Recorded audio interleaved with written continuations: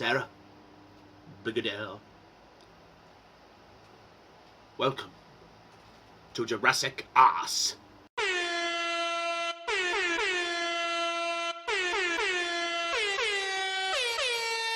Hike!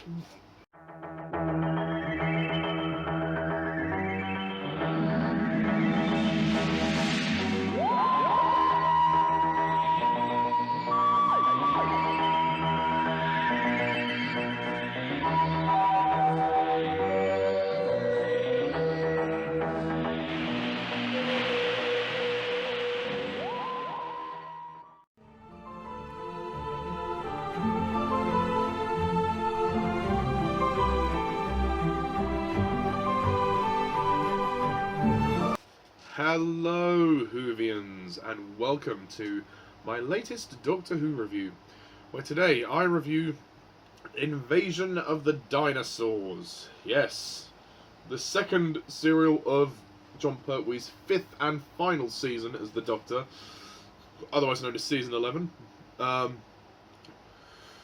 Starring Jon Pertwee as the third Doctor, as his time is drawing to a close in the role. Also starring Elizabeth Sladen as Sarah Jane Smith, Nicholas Courtney as the Brigadier as well.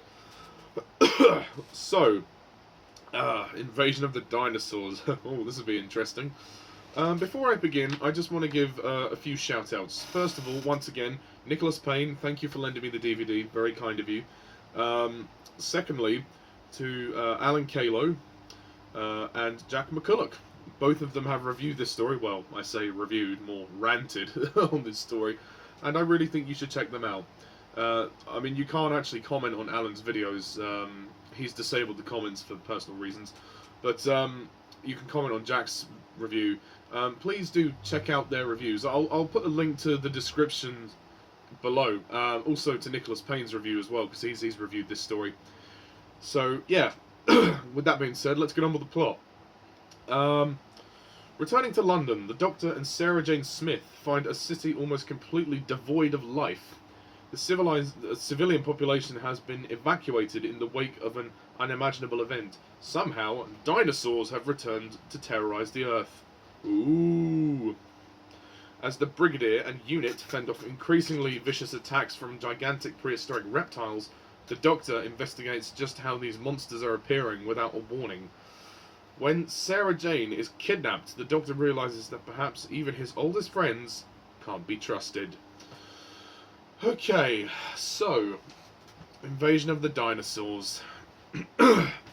As I said in the intro of this review, welcome to Jurassic Arse.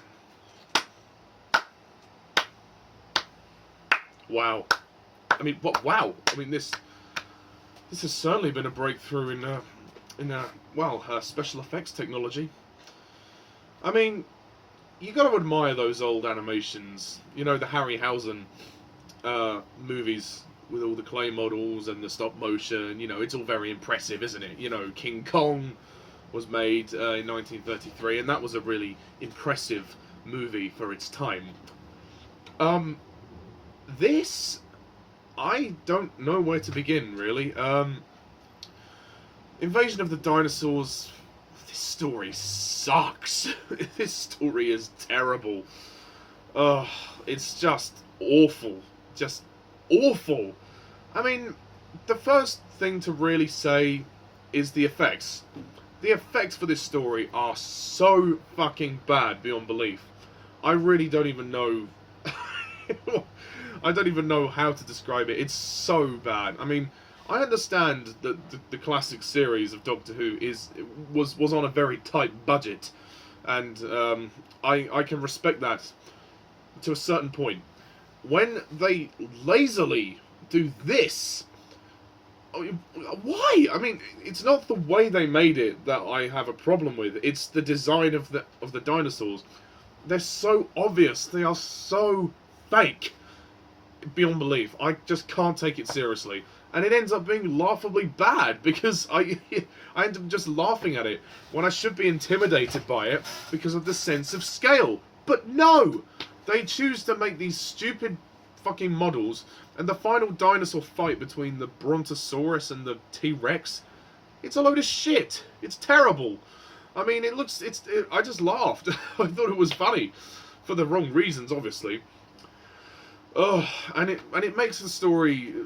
I mean, it's meant to make the story epic, but clearly that's not working.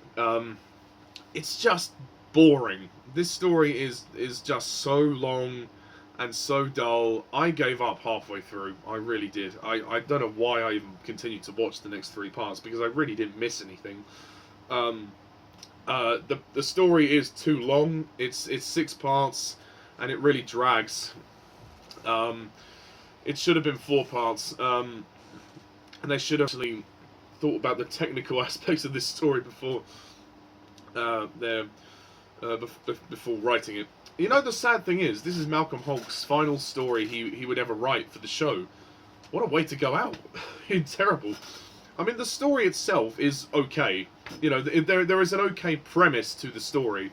The idea of the villains, Finch, Whitaker, and Grover, they want to bring the prehistoric times back to Earth to basically, you know, have the Earth be as innocent as it was back then, by creating this new life in which also some of the humans were supposed to be transported. Yeah, I mean, it doesn't really make a huge amount of sense, but at least the idea is cool. I like the idea of it.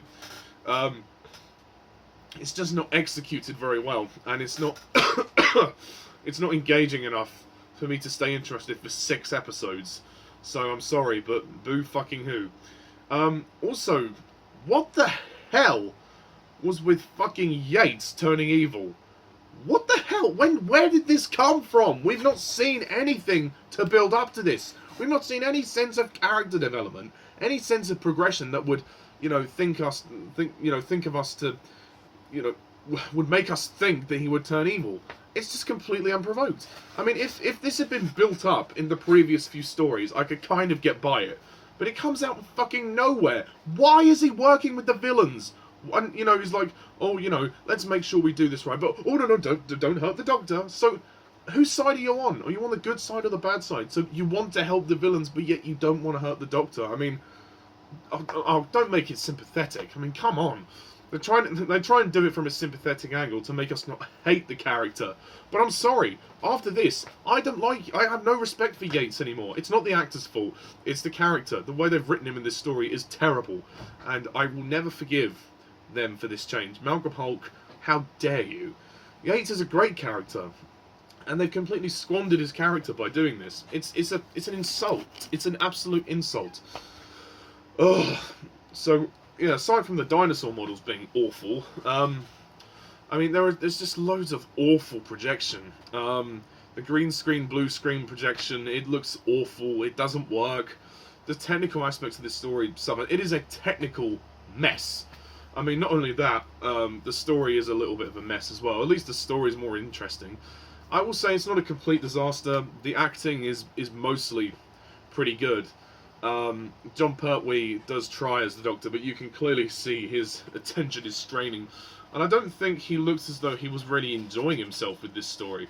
You can see he's getting tired. But I think also this story just isn't engaging enough for him. You can see that. Same with Elizabeth Sladen. She tries her best, but I do feel that her best performance was in the previous story. Well, I mean, obviously I haven't seen the next 3 stories, which will be Pertwee's last. But, yeah, I mean, comparing this to the previous story, she's not very good. Well, no, she is good. Sorry, no, she is good. Scratch that. But she doesn't look as though she enjoyed this one as much. I mean, for half the story, she's captured, so what's the point anyway, you know? I found that sequence in the ship, to be a drag. You know, the whole thing of, oh, no, there she's lying. Oh, we're actually on a ship and we're going to go and fly to this new utopia. Oh, when she was like, well, no, just, this whole thing's a fake, you know? Opens the door, there are the stairs. That whole thing just really slowed the story down so much. There's a couple of cool fight scenes. I mean, the confrontation with Yates at the end was kind of engaging. But also the villains are shit. I don't care about the villains in this story. I mean, well, pushing Yates aside for a moment. Finch, who is the prick general who's within unit, I thought he was kind of interesting. He was very much obviously Brigadier's superior, so I thought that idea was cool. But I felt he could have been even more of a bastard. He could have really started to kill. I think in those final moments when they were confronting, Yates, that should have been Finch instead of Yates. Finch should have been the one that really just went all out. Yates should not have turned evil. They should have had Finch confront the Doctor and the Brigadier at the very end. That would have been good, but no. Charles Grover, he's okay. Whittaker, he's okay. I mean, they give okay performances. The whole machine, it doesn't look very interesting, and also the red sort of effect, which allows the dinosaurs to materialize and dematerialize. What the fuck is that? That's insulting. I mean, the effects make this story look so cheap. Honestly, it's oh god, it's just awful. God. The story's making me sick. Just a terribly written story. It's just so clunky beyond belief. I've seen worse. It's not the worst I've seen, but it is pretty bad. It's not quite as insufferable as the Time Monster for me. That one really just pissed me the fuck off. But this one, I mean, this is the first time we've seen the dinosaurs in Doctor Who, at least to my knowledge. If we have seen them before, then please let me know in the comments. But to my memory, this is the first time we've seen the dinosaurs in Doctor Who. And what a disappointment. What an absolute disappointment. The direction by Paddy Russell is awful. There is no direction. It just completely falls apart. The first part of the story is actually the best. The part one is actually pretty good at building up the suspense. Although the first time we see the dinosaurs with the flying pterodactyls, they go, against the Jeep window with Pertwee and Elizabeth Sladen. It just looks so unconvincing. And the fact that they're meant to look terrified at this makes it even more laughable. I believe actually Pertwee does. There is a sequence where he drives a new car. Yeah, we don't have Bessie anymore. Sad. I like Bessie, but we have the Whomobile, as it's called. I think it was to do with the fact that Pertwee was a fan of gadgets and spies. I mean, obviously there's an influence of James Bond in there, and I mean, to be fair, Pertwee is considered the James Bond of all the Doctors, which makes sense. Although it was only going to be used once more, so it's not a car that they decided to take much further, which is a shame. Although, yeah, Bessie is still the top car for John Pertwee.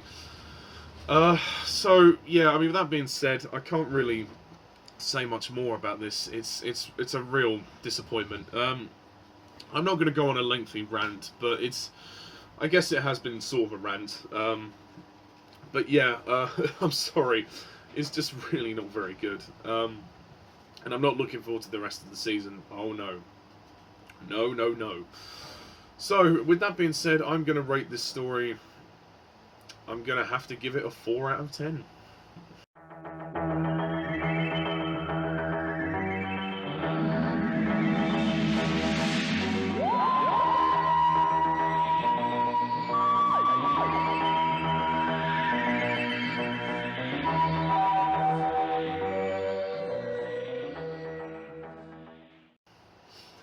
Yeah, so that's my rant on Doctor Who Invasion of the Dinosaurs. Next time we are going to be reviewing and potentially ranting, depending on how bad it is, on Death to the Daleks, which is the third story in this season. It's only 4 parts long, thank God. And it is going to be Pertwee's final encounter with the Daleks. So that will be interesting. Oh dear, what the hell was this story? I'm talking about this Invasion of the Dinosaurs. Jeez Louise. Anyway, So yeah, thanks very much for watching, and I'm Mr. TARDIS11. Thank you very much. See you next time.